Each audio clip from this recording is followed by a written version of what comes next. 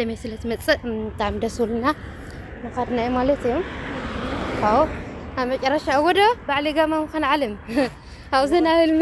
ከመ ድኽመትኩም አይታ አት እንደ ዓመት እዩ ዓለሜ ወይኒ ማር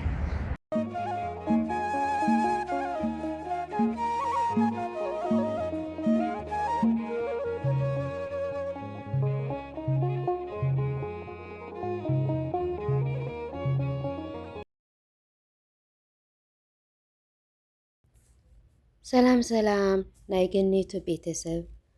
ሃመይ ጽንሕኻትኩም ሰላምኻትኩም ኣብ ድናኹሞት ብዙሕ ትርፍ ይበለለይ እንኳዕ ናብ ዓብይ ጾም ብሰላም ኣብጽሐኩም ኣብጽሐና ናበልኩም ማለት እዩ ቪድዮ ብላይክ ጀምርዎ ሰብስክራይብ ዳገበርኩም ለቤተሰብ ኮኑ እና ረመዳን ሃሜን ነው ደቂ አንስትዮ ኣሕዋተይ ኣብ ስዕድድና ማለት እዩ ረመዳን ኣትዩና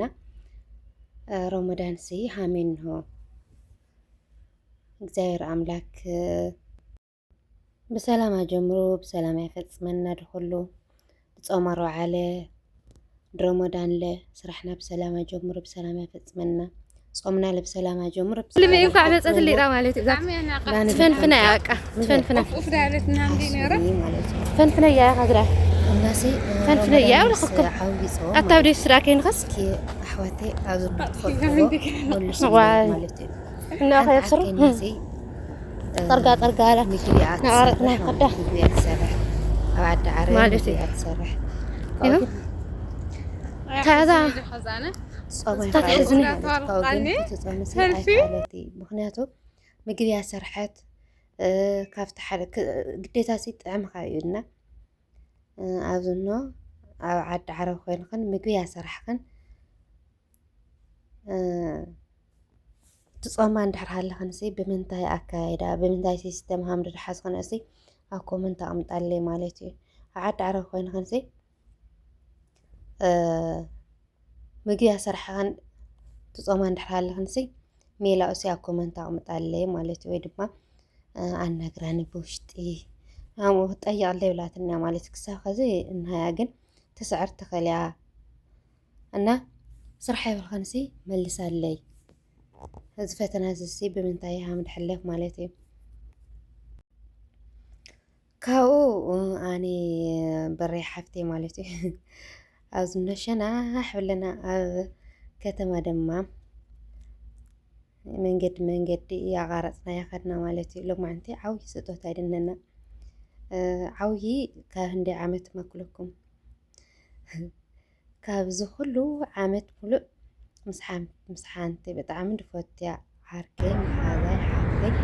መርጋኒ ስለደልና ማለት እዩ ትመጽላ ስለደልና ድኽመት ኮመይታ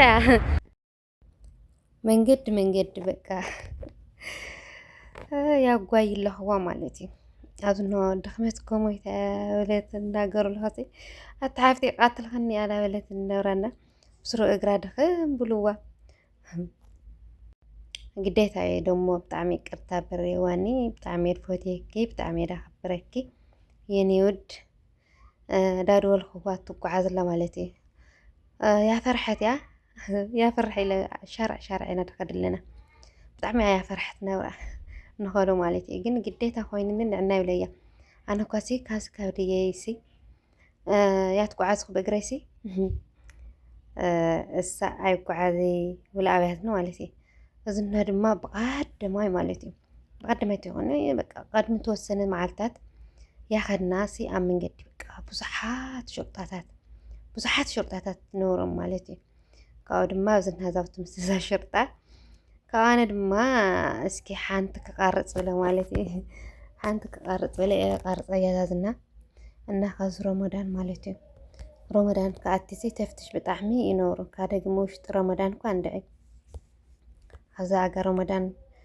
ንበፅሕ ግን በቃ ብርኸርካዮ ሸርጣ እያ ነብራና እስኪ ኣብ ውሽጢ ረመዳን ልንድዕ ዝረ ኩልና ደቂ ኣንስትዮ በተለይ ኣብ ውሽጢ ገዛ ዳኾነ ንኾን ረመዳን ኣጋጣሚ ትመላላሲ ምናምን ትሰርሕ ኣሕዋተይ ግን ጠንቂቐ ያበልና ማለት እዩ ብጣዕሚ ብእውነት ግርም ይብልኒ እስኪ ቃርፅ ንብለ ቃርፆ እየና ድሓር የመጨረሻ ቃርፆ ገዳምሰይ ብዙሓት ሸርጣታት ኣብ መንገዲ ማለት እዩ እና ተፍትሽ ብምንታይ ሃ ምኾነስ ኣብ ኩሉ እውን እተን ተዘራሩላ ምንታይ ምክንያት ምዃኑ መብዛሕትኡ ሰብ ድብሉ እውን ሲ ተፍትሽ ጀምሩ ኢሉሎ ማለት ካብ ብዙሓት ኣሕዋተይ ዝሰማዕኽዎ ወለ እና ባዕለይ ኣብ መንገዲ ዳጋጠመኒ ድማ ብዙሕ ሸርጣ ብዙሕ ዳድኸርካዮ ሲ ብዙሕ ሸርጣ ነበረን ማለት እዩ ካብኣታተን ንእሽተን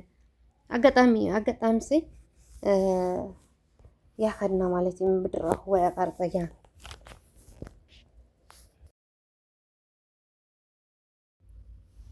ካብኡ ዝዝነ ድማ ኣብዝነ ኣትና ማለት እዩ ኣብ ሓለዋት ኣብ ዳኬ ከኣትና ኣለሽና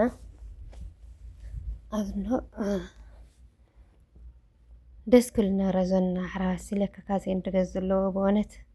ዳበለ ረመዳን ገለ ሕዝም መፅለስ ኩሉ ዳሰርሖ መስለን ይድመስለን ነረ ቀድሚ ዘይ ዳብ እንዳኬ ገለ ኣትያ ይፈልጥን እና ኣብዝነ ርአና ገለ ብጣዕሚ እዮም ደስ በሃሊ ግን ከባራት ኮይኖም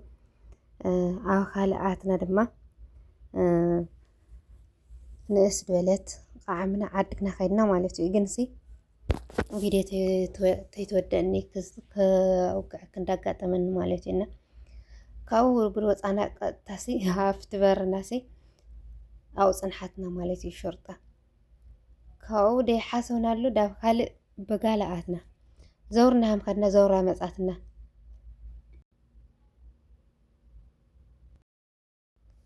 በእውነት ድባዕለይ ማለት እዩ ምንም ኣይመሰለኒ ድበርየ ግን ብጣዕሚ ፈርሓ ማለት እዩ ቅድሚ ዝውን ብሓደ ዳኸድና ኣብ መኪና ውሽጢ ስለኣትዮም እናድነበሩ ማለት እዩ ኣብ መኪና ውሽጢ ኣትዮም ሲ በኽብሎም ያዕኒ እቲ ሰዋግ ብጣዕሚ ጥዑይ ስለ ዝነበረ ኣናግርዎም ብትሕትና ኣናግርዎም ዳእሲ ኢሎም ደው ኣብሎም ናብ ቅድመና ደው ኣብሎም ማታ መኪና ማለት እዩ ክልተና ኣለና ካዝለ ካልኣይ ክልተና ሃምዚ ክኾን ድብለ ኣብዝነ ካልኣትና እዮም ኣብ ካልእ ኣትና ኣራንሺ ገዝእና ማለት እዩ ድመረፅኽዋ እኳ ቾኮሌት እያ ነብራ ግን ኣራንሺ ገዝእና እናስ ፈክሮም መፆምሲ እቲ ሰብኣይ እቲ በዓል ባጃጅ ዝሕለብሉ ተድዎም ብዘረባኡ ብትዕግስቱ ማለት እዩ ካዝለለሲ መበል ካልኣይ ድኡ ሃምዚ ንኾን ገለ ብለሲ ብጣዕሚ እየ ደንግፀ ነበረና ተመስገን ዝረዝሮ መጨረሻ ላይ ዳብ ድኾነ ድንኳን ኣትና ትመለስ ተለና ኣይንረኽባ ይብልና ማለት እዩ ኣብኡ ድንጉ ይብልና ትመለስ ኣለና ኣይነበረቲ እና ተመስገን ኣምላክ ዝረዝሮ በእውነት ብጣዕሚ ተፍትሽ ሲ በዝሒ እዩ ነብሩና ከዝንድዒ ዝረዝሮ ስለ ደኣቲ ሎ ረመዳን ግን ጥንቀቕ ያበልና ማለት እዩ ረመዳን እዩ ብሎም ኳስ ክሓድግና ኣይመስለኒ ኣነ ብምንታይ ምዃኑ ኣይድኖ እና ያ ተጠንቀቕና እየ ድብል ማለት እዩ ኣይዘና ዝረዝሮ ግን ያ ተጠንቀቕና ጥንቀቕ ንበል በተለይና ሰዓት ገለ ንሰርሕ ሰባት ንጠንቀቕ ያወኹም ማለት እዩ እና ካልኣይ ክፋል ካልእ ቪድዮ ክመፅእ ካትኩም እየ ክሳብ ሽዑ ግን ሰላም ፅንሕለይ እዛ ሰርፕራይዝ ዋና ሰርፕራይዝ ድገበርናላሲ ኣብ ካልእቲ ቪድዮ እና ክሳብ ሽዑ ሰላም ፅንሕለይ ማለት እዩ ሳብስክራይብ ያገበርኩም ኣበረታትዑኒ ቤተሰብ ኩኑ ላይክ ያገበርኩም ጀምሮ ቪድዮ ድማ ማለት እዩ ክሳብ ሽዑ ሰላም ፅንሕለይ